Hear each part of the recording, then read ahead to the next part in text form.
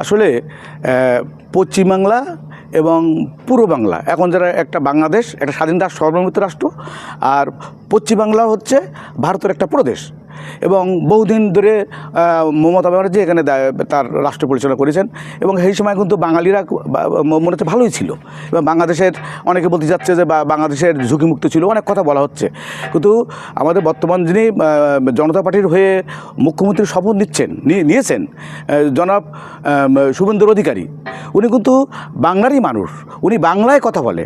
তা উনি এখন যেসব কথাবার্তা বলে একটা বর্তমান আধুনিক যুগে, বর্তমান সভ্যতার যুগে, পৃথিবী উন্মুক্তের যুগে, যেখানে ধর্ম বর্ণ নির্বিশেষে সব মানুষ একসঙ্গে বসবাস করার চেষ্টা করছে, মানবাধিকার ব্যাপারগুলো আসতেছে, উনি এই ধর্মে নিয়ে উগ্রপনা মুসলমানদের বিরুদ্ধে কথা বলা, উনি আমি মনে করি বিজ্ঞ মানুষ। ওনাকে পশ্চিমবঙ্গে এত লোক ভোট দিয়ে বানিয়েছে, মানে উনি একজন বিজ্ঞ মানুষ।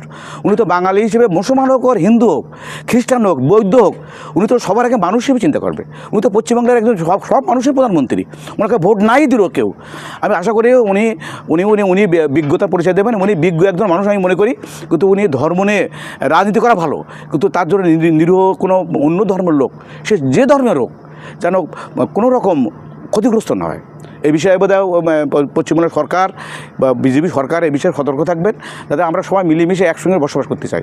হিন্দু মুসলমান কে বড় কথা না, আমরা বাঙালি, আমরা মুসলমান, আমরা হিন্দু, আমরা খ্রিস্টান, যেই হই আমরা মানুষ, সবার আগে আমরা মানুষ। আমরা ভালো থাকবেন, সুস্থ থাকবেন। খোদা হাফেজ।